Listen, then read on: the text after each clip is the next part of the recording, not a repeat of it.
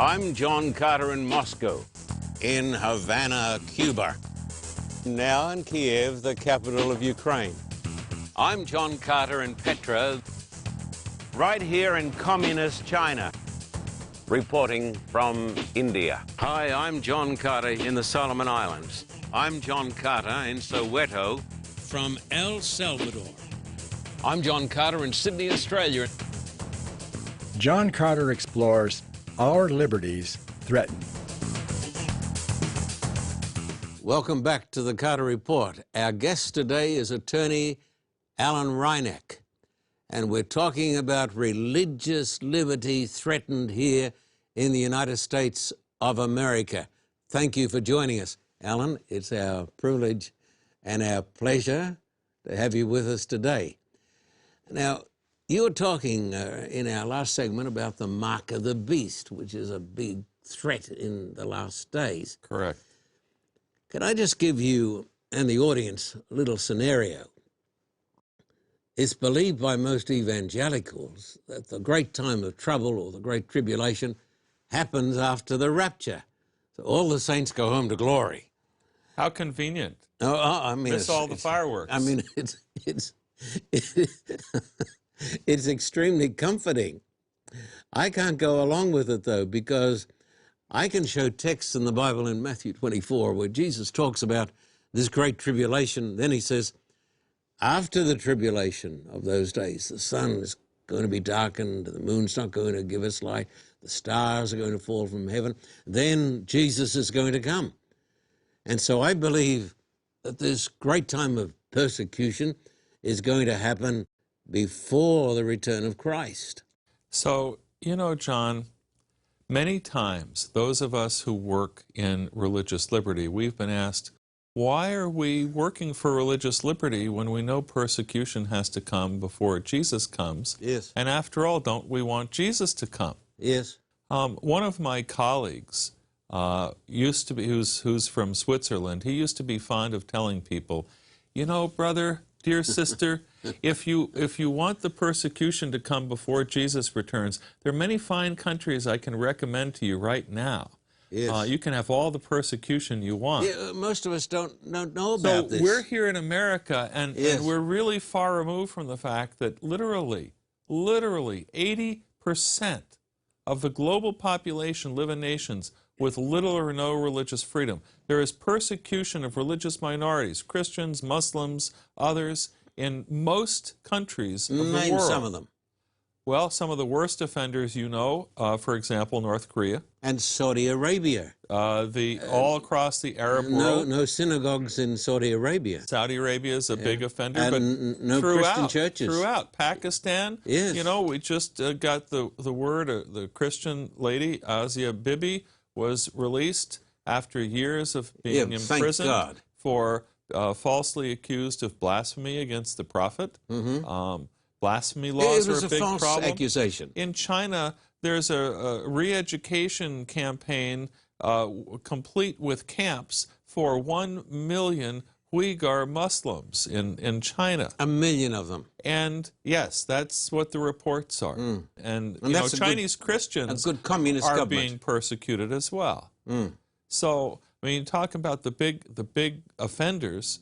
We could go on and on. Now, I've been to Russia 49 times, and in Ukraine. Run lots of campaigns there, Alan. You don't want to be a Jehovah's Witness in Russia right now. Tell us about the Jehovah's Witnesses in Russia. Well, they were literally outlawed as an organization. Recent reports, they're starting to be arrested now. They're viciously persecuted. Yes. All of their churches, all their buildings, their kingdom halls, illegally seized. Right. And many of the leaders thrown into prison because they're Jehovah's Witnesses. Do you believe in the teachings of Jehovah's Witnesses? I'm not a Jehovah's Witness. I believe in their right to have their beliefs. Absolutely. And their right to promote their beliefs. Absolutely. I don't have to agree with them. No, absolutely. But in Russia, unfortunately today we see a tendency where Russia is going back to the bad old days of the Soviet Union.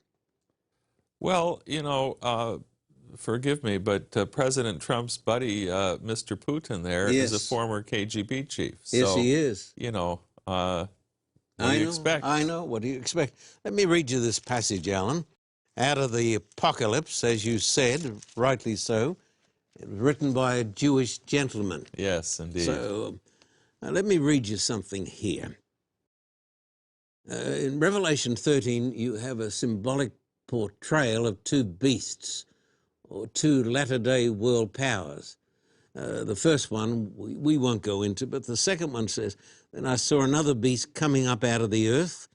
It had two horns like a lamb, spoke like a dragon." This is a power that comes up very nice, like a lamb, but ends up speaking like a dragon. This is not preached on too much today, Alan, because it's too controversial. Then it goes on to say, "And he exercises all the authority of the first beast in his presence." The first beast was a union of church and state. Yes, it was. And a persecuting power. Indeed. Causes the earth and those who dwell in it to worship the first beast, whose deadly wound was healed. He performs great signs, so that he even makes fire come down from heaven on the earth in the sight of men. Then it goes on to say this, "And he deceives those who dwell on the earth by those signs which he was granted to do in the sight of the beast, telling those who dwell on the earth," here it is, and listen to this, my friend, "to make an image to the beast, an image to the beast, who was wounded by the sword and lived." Now, if I say to you, Alan, as I said in the first segment, your son or your daughter, hey, just the image of you, Alan. Mm-hmm. Spitting image. What does it mean?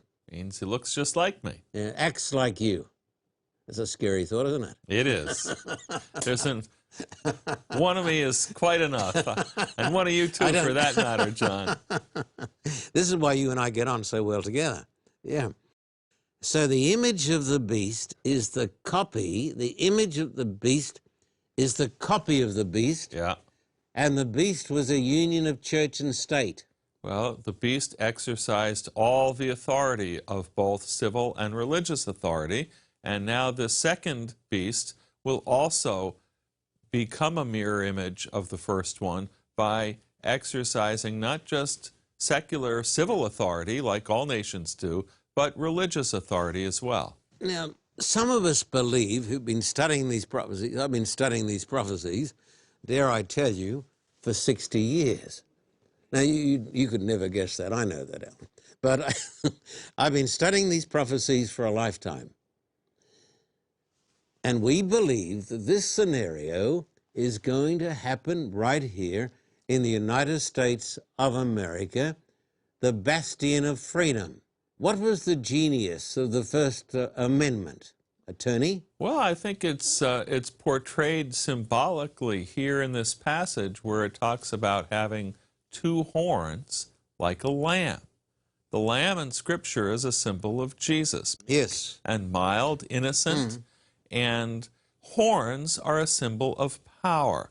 So the symbolism of the United States coming up as a nation with two horns like a lamb is we have in our Constitution two types of separation. We have, neither one of them is, the phrases are not used in the Constitution. We don't have a phrase in the Constitution that says separation of powers. But what the Constitution does is divide power among Congress and the Supreme Court and the presidency, the executive branch. So we have three branches of government. We also have a division of power. And it's a great system, isn't it? When it works, it's a great system. Democracy is the worst form of government known to man, except for every other one. Said Churchill. Well, Churchill's pretty bright guy, even if he was a Brit. Yes. And of course, we also have separation between state and local government and federal government. Each has their sphere. And the genius was preventing too much accumulation of power. Now, we have had what's known as the imperial presidency with too much accumulation of power under both Republican and Democratic administrations. So there's enough blame to go around, isn't there? It's certainly enough to go. But when you talk about these two horns like a lamb, it's not just the separation of civil authority, it's also the separation of church and state, which is not what the First Amendment says, it's what the First Amendment does. Just like the Constitution doesn't say separation of powers, but that's what it does. So that's the genius of America, isn't it? It is. Yes. But I want to point out one more thing. This business of speaking like a dragon, Yes. many who read this casually think, oh, well, that's going to be in the future. And it certainly will be. But the text, the tense of this passage in the Greek refers to action that began in the past. It's imperfect, which means it was never completed. It's continuing into the present and on into the future. So both the principles of the horns like a lamb and the dragon speaking, this has been the tension in our nation's history, in our national life, the tension between our aspirations towards freedom, the equality of all human beings has been largely aspirational. And yet we also have lots of things we could point to that are dragon-like in our history. Let me ask what could be called a controversial question. You'd never ask a controversial question. So Not to a controversial... It's out of character for you, John. Not to a controversial attorney. Do you see the image of the beast being set up in America today? Absolutely. You really do? I do. Look, I'm not talking... Now, this is sort of a bombshell, the image of the beast, because this is one of the last signs before the coming of Christ. Look, and it's a scary thing. We understand the image of the beast to be a nation that is exercising both civil and religious authority. Yes. Okay? So with the, you've seen from this administration persistent criticism of the press, of our major newspapers, etc. Is that dangerous or is it true? Attacking the media. Is it true, though? Doesn't the press deserve a lot of this? I don't think so. You don't think so? The press is the fourth estate. It is the institution that is supposed to hold elected officials' feet to the fire. But you and I know that the liberal press in this country has done untold damage to the Christian cause. The press is largely reflective of the views of the far left. Is that so? I would not agree with that. No, I'm asking a question. The press is secular. Most of the reporters are unchurched, and so they may not be, sympathetic to the church, but that doesn't mean that they're attacking the church. No, but they have, in my humble opinion, shown a bias towards liberal causes. I think the press works very hard to tell it like it is. They should, but they are, as you say, they're being called what? Enemies of the people. Yeah, is that a new term? No, it's not. We heard the same thing during the 1930s in Germany, didn't we? I did some study on this last night, knowing that I'd be interviewing you, Alan. And the term the enemy of the people even goes back to the days of the French Revolution. Not talking so much about the press, but anybody who was seen as being with a different viewpoint to the government. And so in the days of the French Revolution, anybody who was against the government was an enemy of the people. It was a term that was used by Hitler, and a term that was used by Stalin, and a term that was used by Lenin.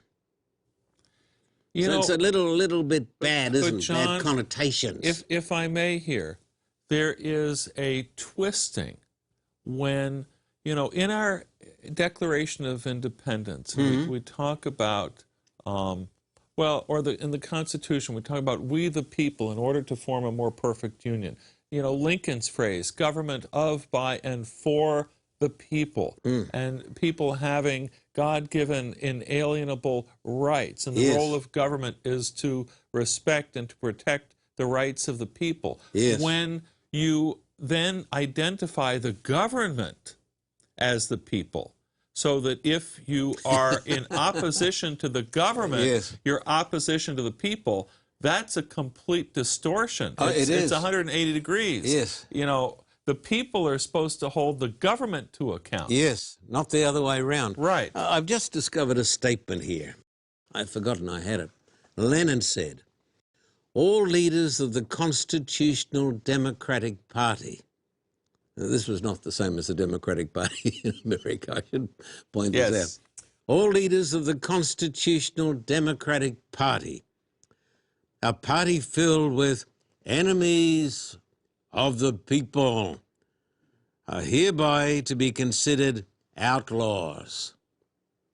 So the very term is an obnoxious term, is it not? And it's a dangerous term. And what the people did there, Stalin did, Lenin did, they imprisoned and they executed people who were the enemies of the people. They were dissidents. They were good people. But you were asking me about the image of the beast. Yes. And where I was going with this Yes. was to suggest that the danger is when the government starts to assume to itself the right to choose among religions, Yes. to favor one, Yes. and to disfavor others. Yes. Now, in our country, we have decided that we will disfavor the Islamic religion, and we will restrict the rights of people of the Muslim faith who want to come to this country, even if they're married to American citizens. And there have been a number of... So that's really unconstitutional, isn't it? Well, the courts are going to have to ultimately decide on that, but it certainly, I mean, we might as well cut off the head of the Statue of Liberty or send the whole thing back to France, because we've really changed our whole view of what our nation is about. Instead of being a nation welcoming the oppressed peoples of the world, we're now saying, no, we don't want you. You're from toilet bowl countries, and you don't have the same religion or the same skin color that we do. Go home. Do you think it is because of ignorance of what America stands for? Do you think people have forgotten about the Constitution, the Bill of Rights? Do you think they've forgotten about persecution? Because Americans were born and bred in the concept of freedom of religion. Because America became America to escape the first beast. The union of church and state. There's always been a tension, John, in our country between the two principles, the freedom to believe as I do and the freedom to believe as you do. Yes. Now, the genius of our country is extending freedom to everyone to believe differently from one another, but too many Americans, really the dominant view of religious liberty in this country is simply the freedom to believe as I do, which is to say, as long as you agree with me, I'll defend your right to be free. But if you disagree with me, we don't want you here. We don't like your kind around here. Now, I want to say to the great audience who is watching today, what Alan is saying is old-fashioned American patriotism, in my opinion. Thank you. I think you're an American patriot. I've been called worse. You said by me. No. No, you're an American patriot. Do you find yourself lonely these days? Well, of course. Of course. Yeah. But you belong to a church that believes in these things, in the separation of church and state. You belong to a church that says that the church ought to stay out of the state, and vice versa. Separation of church and state in America is a fundamentally Protestant idea. It was championed by all of the Protestant churches until segregation was removed by the Supreme Court, and all of a sudden separation of church and state was attacked because the churches started establishing private schools, and instead of wanting to deny public funding to the Catholic schools, now they wanted public funding for their own schools, and because they needed to have their own segregated schools to be all white, and they wanted government funds, and so they started attacking the separation of church and state. It's been a radical transformation of the Protestant ethos, so that religious Christian conservatives today have been fed a steady diet of propaganda attacking the separation of church and state for 30 or 40 years. This is amazing, isn't it? I mean, this is quite incredible, because when I was a boy growing up in Australia, I was taught over and over again that America stood for the separation of church and state. We did. You know, and then we had the Bill of Rights, which I memorized, and the First Amendment. And let me tell you something funny. I've asked big congregations, tell me about the First Amendment. Is anybody here can say the First Amendment? In my congregations, I couldn't find a single person. High school students that have already had some kind of government class, they could tell me all the members of the Simpsons family from the cartoon show on TV, but they couldn't tell me what rights were protected under the First Amendment. And this is the great tragedy, isn't it? It is. It is the tragedy of ignorance.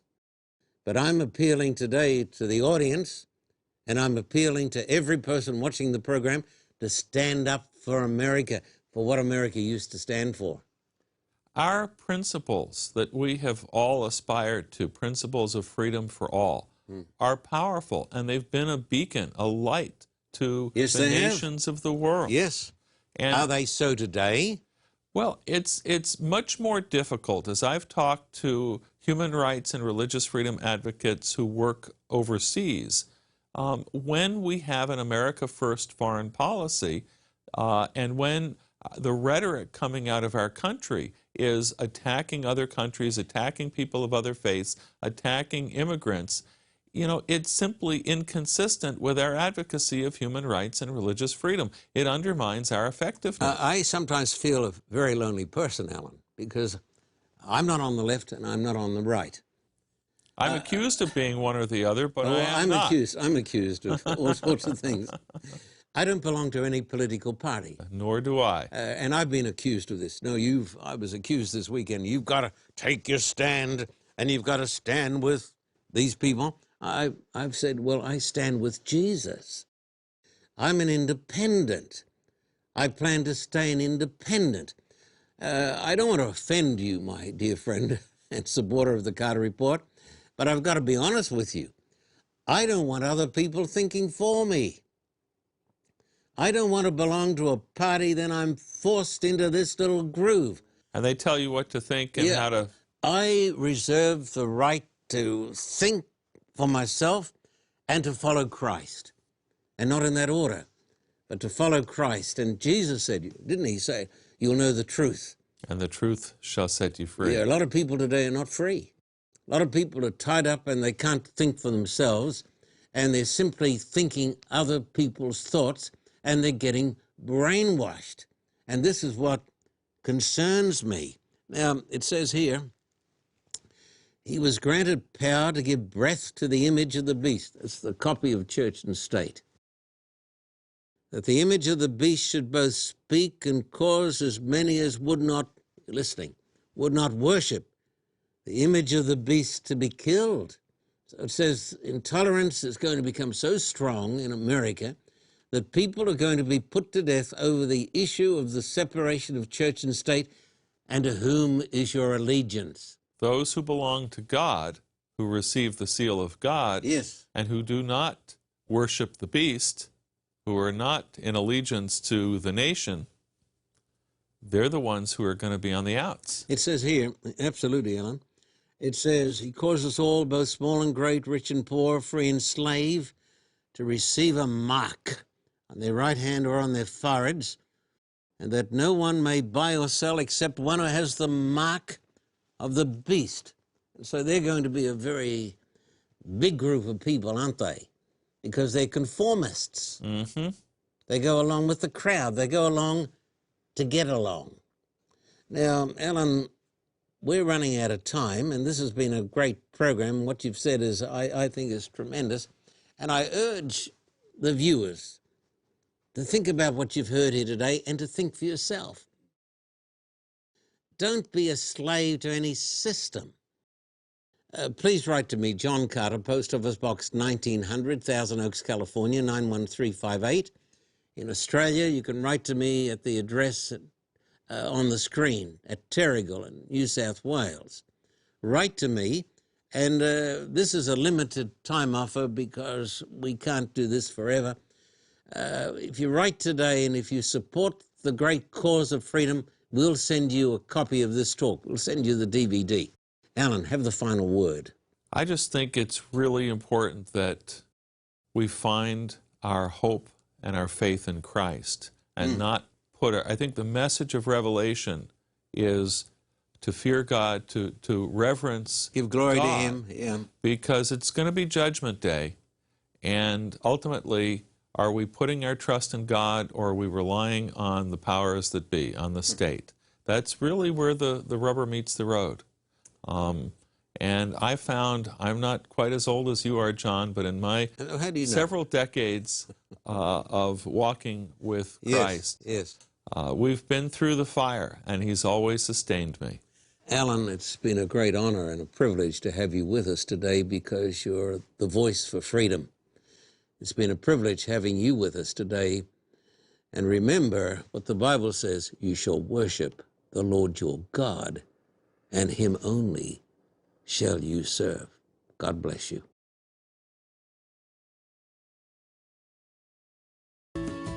Greater Manila is more than 20 million souls. Almost all these beautiful people are ignorant of the true gospel of Christ. Manila needs Jesus. 35 years ago, John Carter came to Manila.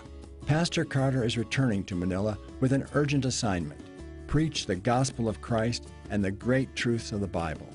Don't water down the message. Make it plain, make it clear, make it Christ-centered. The Carter Report needs your help now to light a fire in the Philippines.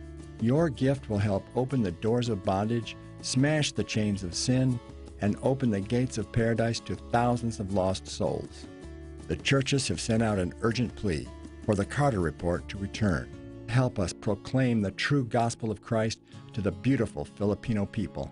Please send your support to the address on the screen, visit our website, or call the Carter Report.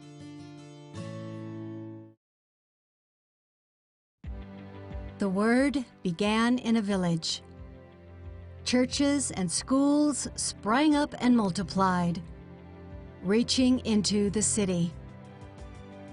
Great truths revealed to the people of Papua New Guinea, changing thousands of lives. Our eyes are going to be opened to the discovery of amazing truths. The greatest truth in the Bible, it is the truth that God loves you. It has completely changed my life, and I'm going to be baptized this Sabbath. Pastor Carter has put something in my heart that I will never forget. Thank you, Pastor Carter, for your program. It has changed my life completely. John Carter's Great Truths Revealed was recorded live from Papua New Guinea. Experience the miracles in this 21 DVD series for a gift of $150 US or $210 Australian. To order, visit our website or call. For a copy of today's program, please contact us at P.O. Box 1900, Thousand Oaks, California, 91358. Or in Australia, contact us at P.O. Box 861, Terrigal, New South Wales, 2260. This program is made possible through the generous support of viewers like you. We thank you for your continued support. May God richly bless you.